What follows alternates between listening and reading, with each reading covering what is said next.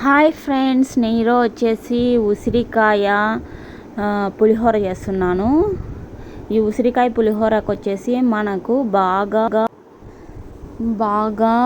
పెద్ద సైజు కాకుండా medium size బాగా ముదిరిన కాయలను తీసుకొని బాగా మనము ఉసిరికాయని తురుము పట్టుకోవాలి. తురుము పట్టేసుకొని మనము అల్లము, చిన్నుల్లిపాయలు ఇవన్నీ మిక్స్ చేసుకోవాలి. ఈ ఉసిరికాయలు మనము మామూలుగా తినడం వల్ల, జ్యూస్ చేసుకొని తాగడం వల్ల, వివిధ రకాలుగా ఊరగాయ అలా చేసుకొని తినడం వల్ల హెల్త్కి చాలా మంచిది. ఫస్ట్ ఒక పెనంలో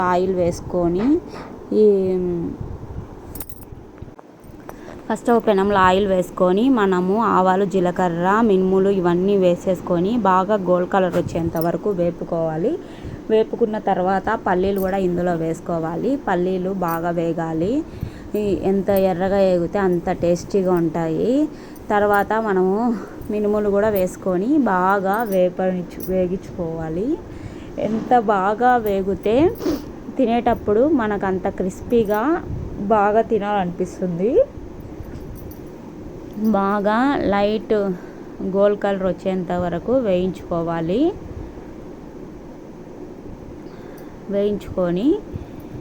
ఈ ఉసిరికాయలు మనము ఊరగాయ చేసుకోవచ్చు. నెక్స్ట్ మామూలుగా ఉసిరికాయ మామూలుగా తినేసి అయినా తినచ్చు. తర్వాత పచ్చిమిరపకాయలు వేసుకొని పచ్చివాసన పోయేంత వరకు వేపుకోవాలి.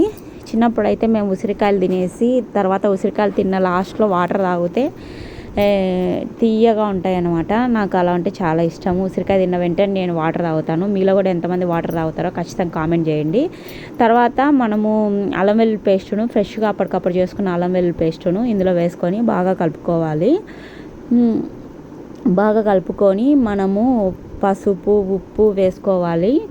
మనము లెమన్ రైస్కి, తర్వాత చింతపండు చిత్రాన్నానికి, పులిహోరలకి ఎలా వేసుకుంటామో ప్రాసెస్ అంతా అంతే. ఓన్లీ మనం ఉసిరికాయలు తురుముకొని దాంట్లో యాడ్ చేసుకోవాలి. మామిడికాయ చిత్రాన్నమైనా మనం మామిడికాయలనైనా ఇలా తురుముకొని వేసుకుంటే చాలా టేస్టీగా ఉంటుంది. ఇలా చేస్తే కన్నా చిన్నపిల్లలు కూడా బాగా తింటారు. వాళ్ళు మామూలుగా అయితే తినరు కదా ఉసిరికాయలు. ఇలా చేసి పెడితే బాగా తింటారు. ఇలా చేసి పెట్టడం వల్ల హెల్త్కి చాలా మంచిది. ఇలా బాగా మనం ఉసిరికాయ తురుమును ఇందులో వేసుకొని పచ్చివాసన పోయేంత వరకు వేగనిచ్చేసి తర్వాత ఒక నిమ్మకాయని కట్ చేసుకొని మనము దించిన తర్వాతనే అన్నంలో ఆ నిమ్మకాయ రసాన్ని వేసుకోవాలి. ముందుగానే పొయ్యి మీద నిమ్మరసం వేస్తే చేదు వస్తుంది వేడికి.